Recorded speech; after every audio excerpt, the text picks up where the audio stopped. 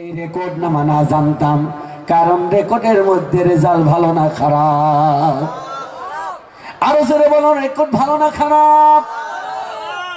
3 number বলবে ইয়া লাইতাহা কানাতিল কাদিয়া, আরে আমার যদি মৃত্যু হতো, আমি যদি মরে যেতাম। 4 নাম্বার বলবে মা আগনা আন্নি মালিয়া, 4 নাম্বার বলবে আমার কোনো মাল কাজে লাগলো না, টাকা পয়সা ধন সম্পদ কোনো কাজে লাগলো না। এবার 5 নাম্বারে বলবে হালাকান্নি সুলতানিয়া, আমার ক্ষমতা, আমার রাজত্ব, আমার কর্তৃত্ব কোনোই কাজে লাগলো না। আল্লাহ পাক রাগ করে বলবেন খুযুহু, পরে ধরো। ফাগুল্লুহু, আল্লাহ পাক অর্ডার দিয়ে বলবেন ওরে বান্ধো, খোঁজো, ওকে ধরো এবং ওকে বান্ধো। সুম্মাল জাহিমা সাল্লু, আল্লাহ পাক বলবেন জাহান্নামের মধ্যে নিক্ষেপ করো। ভাইরা আমার, একটু চোখের পানি ছেড়ে দেওয়ার চেষ্টা করেন।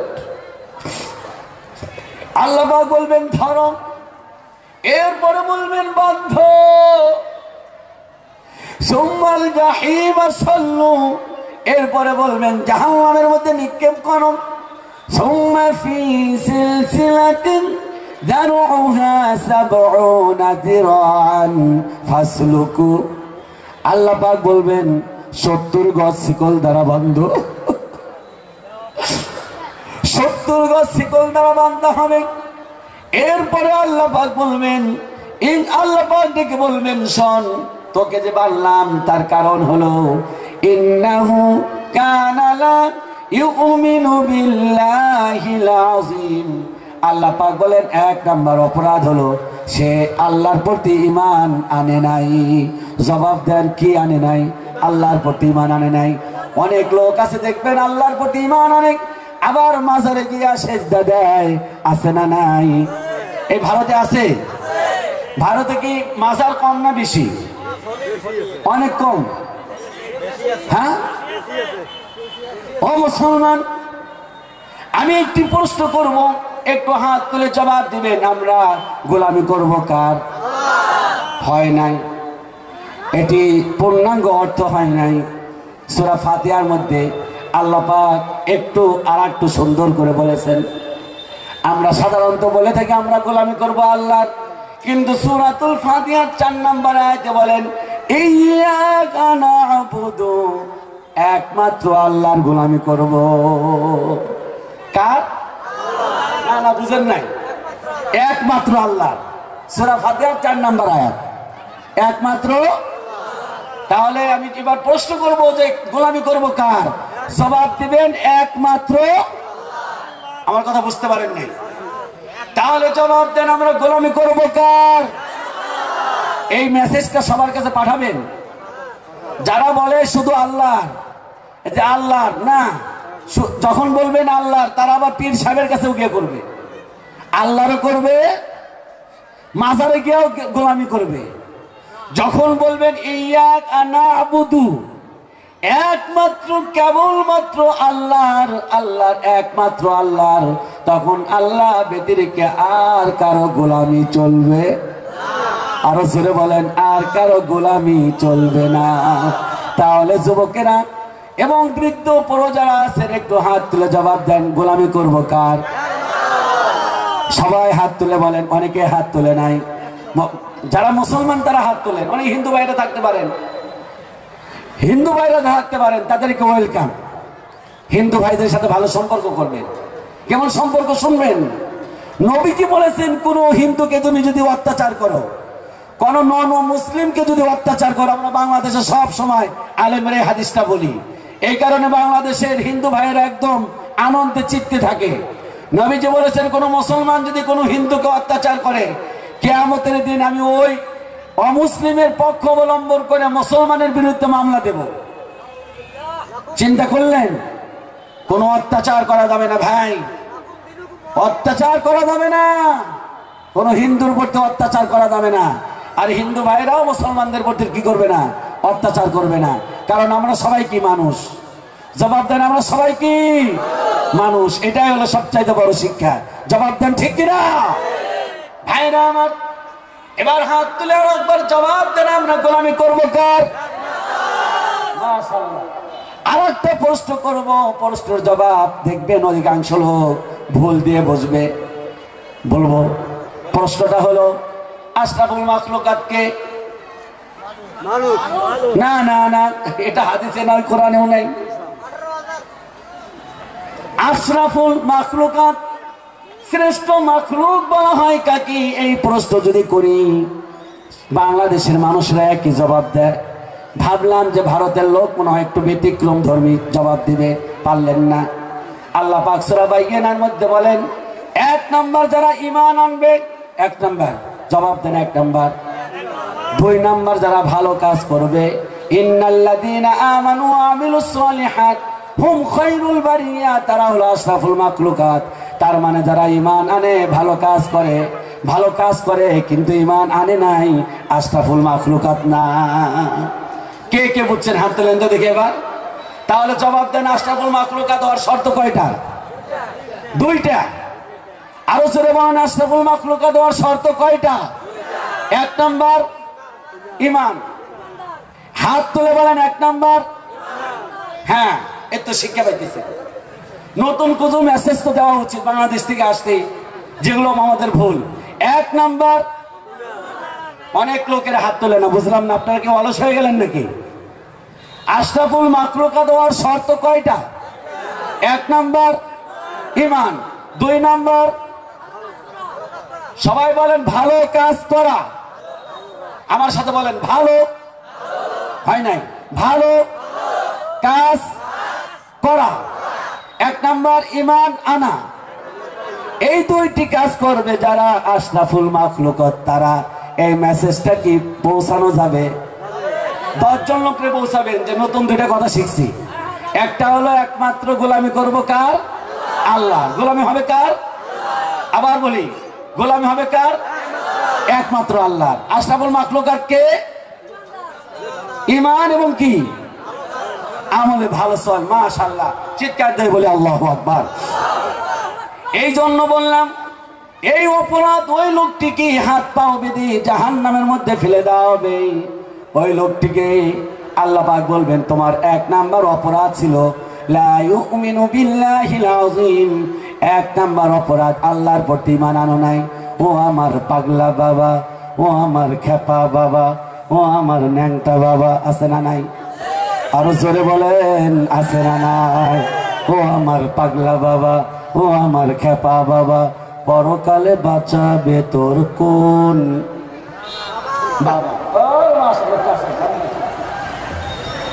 তোমাদের চাইতে যে বুড়া মানুষটা অনেক ভালো। পরকালে বাঁচাবে তোর কোন বাবা, উনি এটা বলছেন। আরো চিৎকার করে বলুন, পরকালে বাঁচাবে তোর। নামাজ রোজার ধার ধারে না, শিকল পরা সারা গায়ে, সকাল বিকাল গাঁজা টানে, সাধুগিরির ভাব দেখায়, আছে না নাই? আরো জোরে বলেন, কথা বলেন, কথা বলেন। নামাজ রোজার ধার ধারে না,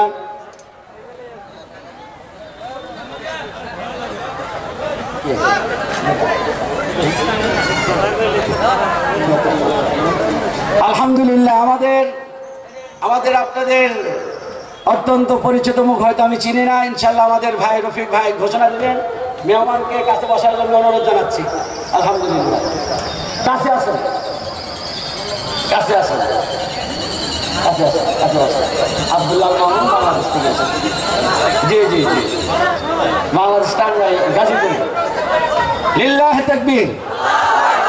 সম্মানিত ব্যক্তিকে সম্মান দেওয়া, নবীজি বলেছেন, সম্মানিত ব্যক্তিকে যে সম্মান দিল না সে আমার উম্মত না। কথা বলেন, হাত তোলেন। কি বুঝলেন?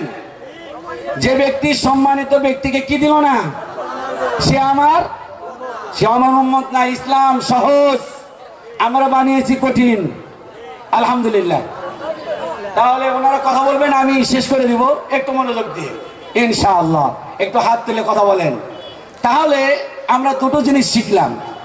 অপরাধ শুনো একটাই, ইন্নাহু কানা লা ইউমিনু বিল্লাহিল আযীম। অপরাধ হলো আল্লাহর প্রতি, একমাত্র কেবলমাত্র আল্লাহর প্রতি বিশ্বাস স্থাপন করে নাই।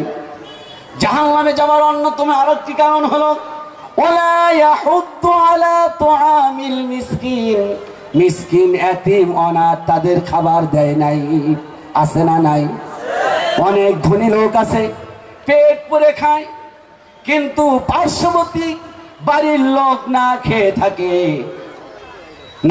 থাকে, তার একটু খাবারের কোনো খবর নেয় না।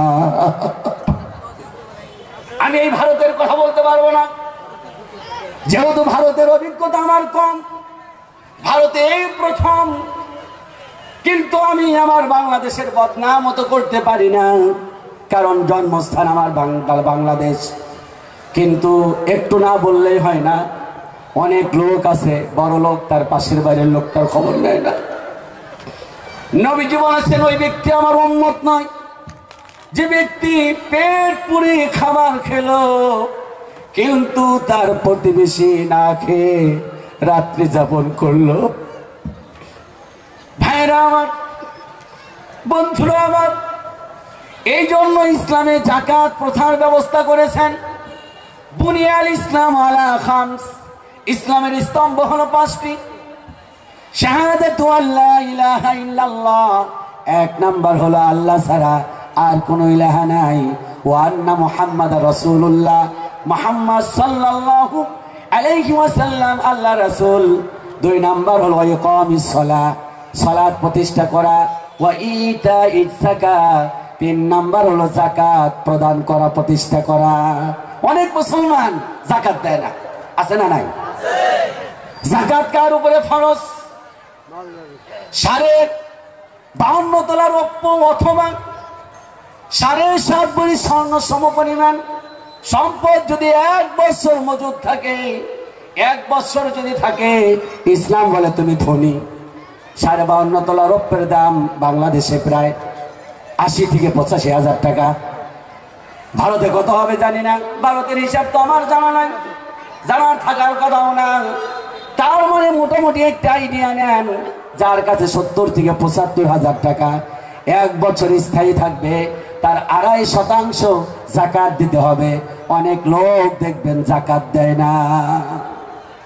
ইয়াউমা ইউহমা আলাইহা ফি নারি জাহান্নামা ফাতুকওয়া বিহা জিবাহুহুম ওয়া জুনুবুহুম ওয়া যুহুরুহুম হাযা মা কানাজতুম লিআনফুসিকুম। যারা যাকাত দেয় না, কিয়ামতের দিন ওই সম্পদগুলো গরম করা হবে, স্বর্ণগুলো গরম করা হবে, গরম করে তার কপালের মধ্যে, তার পিঠের মধ্যে দাগ দেওয়া হবে, আর বলা হবে এটা তোমার সম্পদ, এটা তোমার সম্পদ, এটা তোমার সম্পদ। এই সম্পদ তুমি গরিবদের দাও নাই, খালি নিজেদের ধনী হয়েছ। যারা 4 তলার বিল্ডিং এর মালিক, তারা চিন্তা করে কি করে 5 তলা বানানো যাবে। যে ব্যক্তি 5 বিঘা সম্পত্তির মালিক, সে চিন্তা করে কি করে 7 বিঘা সম্পত্তির মালিক হওয়া যায়। যে 20টা গাড়ির মালিক দেখবেন, আরে লক্ষ লক্ষ কোটি কোটি টাকা ঋণ নেয়, সরকারের কাছে ঋণ খেলাপি হয়, এরপরে সম্পদ শুধু বাড়াতেই থাকে। আর গরিব মানুষগুলো, অসংখ্য ধনী মানুষ আছে, গরিব মানুষের খবর নেয় না। গরিব মানুষ এসে যখন বলে ভাই আমার পরনে কাপড় নাই, আমার একটা কাপড় দিবেন, আমার একটা কাপড় দেন ভাই, ভাই আমার ছেলে লেখাপড়া করতে পারে না, আমার ছেলেটা এসএসসিতে A+ পেয়েছে, আমার ছেলেটা একটা ভালো কলেজে ভর্তি করাবো, আমারে কিছু টাকা দিবেন। আর দেয় না। চিন্তা করে যে ওর ছেলেরা যদি আমি লেখাপড়া করার সাহায্য দিই, তাহলে তো বড় লোক হয়ে যাবে, আমার ছেলের চাইতে বড় লোক হয়ে যাবে। না, সাহায্য করা যাবে না, সাহায্য করা যাবে না। ও মুসলমান, এটি তো মুসলমানের চরিত্র না, এটা তো মুসলমানের চরিত্র না। কিয়ামতের দিন মুসিবতের সময় ধরা খেয়ে যাবে। এই জন্য আজও বলি, আমি আবারও বলছি, যাদের উপর যাকাত ফরজ, যাকাত দেন। নামাজ পড়া যেমন ফরজ, রোজা রাখা যেমন ফরজ, ঠিক তেমনি যাকাত দেওয়া ফরজ।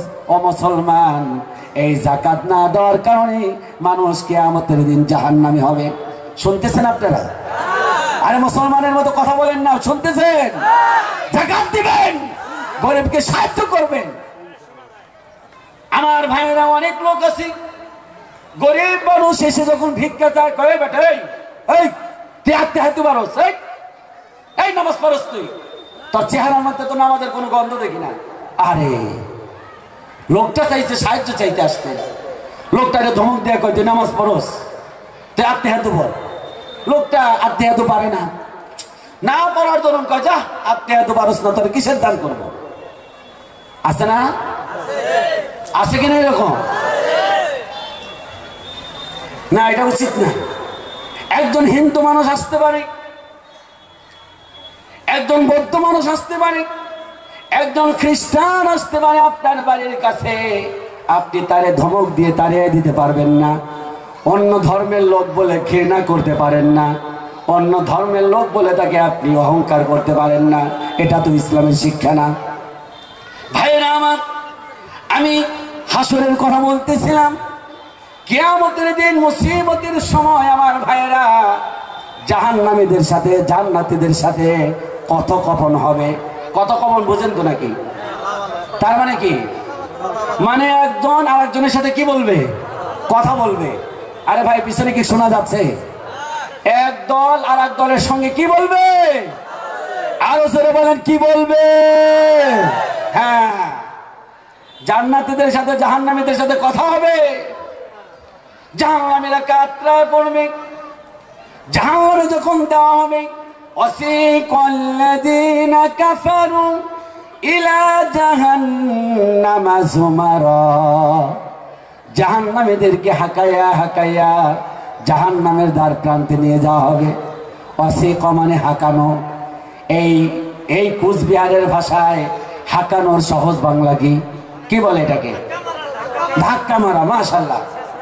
ধাক্কায়া ধাক্কায়া জাহান্নামের দ্বার প্রান্তে যখন নিয়ে যাওয়া হবে, হাত্তা ইযা ফুতিহাত আবওয়াবুহা, যখন জাহান্নামের দরজা খুলে দেওয়া হবে, জাহান্নামের দরজার কাছে একজন ফেরেশতা থাকবে লাঠি নিয়ে, এত বড় বড় চোখ, রাগী।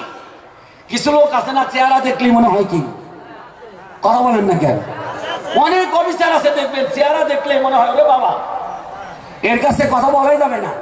আবার অনেক অফিসার আছে দেখবেন, চেহারা দেখলে মনে হয় যে না, ওনার কাছে কথাটা বলা যেতে। কথা বলেন না কেন? জাহান্নামের দ্বার রক্ষী যিনি থাকবেন, জাহান্নামের গেটের মধ্যে যিনি থাকবেন, ওনার নাম হলো মালিক ফেরেশতা। বড় বড় চোখ, হাতের মধ্যে একটা লম্বা হাতুড়ি থাকবে। যখন জাহান্নামের দ্বার কাছে আসবে, তখন বলবে وقال لهم خزنتها ألم يأتكم رسل وقال لهم خزنتها ألم يأتكم رسل, তোমাদের কাছে কোনো বার্তাবাহক আসে নাই? তোমাদের কাছে কোনো মেসেঞ্জার, কোনো মেসেজ দেয় নাই? কোনো রাসূল আসে নাই? ইয়াতলুনা আলাইকুম আয়াতি রাব্বিকুম, আল্লাহর আয়াত, আল্লাহর কোরআন আল কারীম আয়াত তাফসীর করে কি তোমাদেরকে শোনায় নাই? সুবহানাল্লাহ কোন না? সেদিনকে অস্বীকার করতে পারবে? বলবেন না আল্লাহ কি কোন, আমি মাঠে কাম করি, আমার এগুলা শোনার টাইম আছে? এগুলা বলবেন? এগুলা বলার টাইম নেই। তখন বলবে ইয়াতলুনা আলাইকুম আয়াতি রাব্বিকুম, তোমাদেরকে কি তেলাওয়াত করে শোনাই নাই? এক বাক্যে সবাই বলবে ক্বালু বালা। সূরা জুমার কি বলবে? ক্বালু বালা। আরে আসছিল। আরে শুধু আসে নাই, বাংলাদেশ থেকে বক্তাই না আমাদের শোনাইছে। কথা বলেন না কেন? ভারতের বক্তাই তো যথেষ্ট ছিল।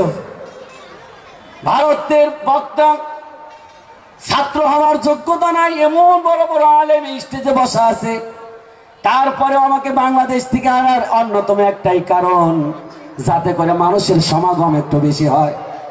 বিদেশের বাইরে থেকে লোক আসবে, বিদেশি লোক আসবে, যাতে মানুষগুলো একটু কান পেতে কথাগুলো শোনে।